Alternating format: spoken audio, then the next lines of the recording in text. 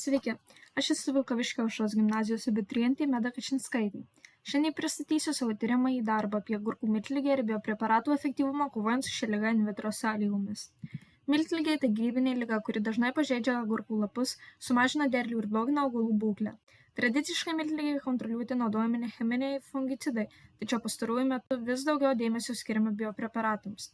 Ši tema yra aktuali, nes agurkai yra viena populiariausių daržovių, tačiau jų auginimas dažnai susiduria su grybinėmis ligomis, o miltligė yra viena iš labiausiai paplitusių. Šio tyrimo hipotezė yra biopreparatai turintys natūralių mikroorganizmų arba biologinių medžiagų efektyviai slopina agurkų miltligės sukėlėjų augimą, lyginant su tradiciniais cheminiais fungicidais.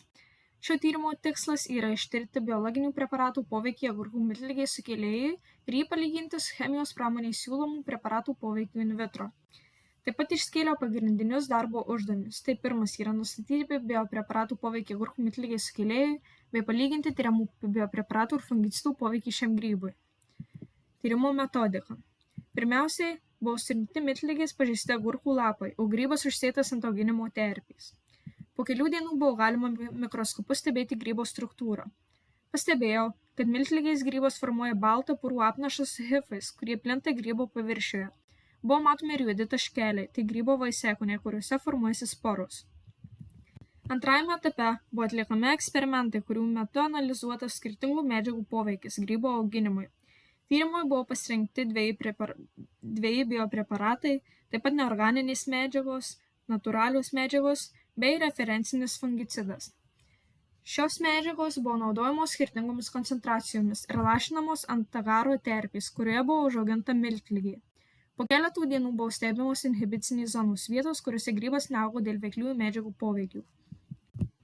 Gauti rezultatai parodė, kad didžiausią efektyvumą parodė biopreparatas kitos ir geležies sulfatas.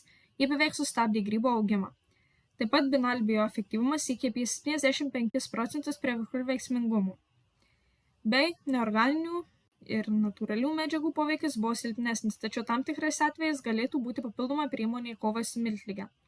Rezultatai patvirtino hipotezę, kad kai kurie biopreparatai gali būti veiksminga alternatyva cheminiams fungicidams. Šis tyrimas parodė, kad ekologiškos priemonės gali būti veiksmingos kovojant su augalų miltlige. Atliekant šį tyrimą įgijau daug praktinių įgūdžių, išmokau dirbti su mikroskopu, atlikti mikrobiologinius eksperimentus bei vertinti augalų ligas bei sistemingai analizuoti duomenis.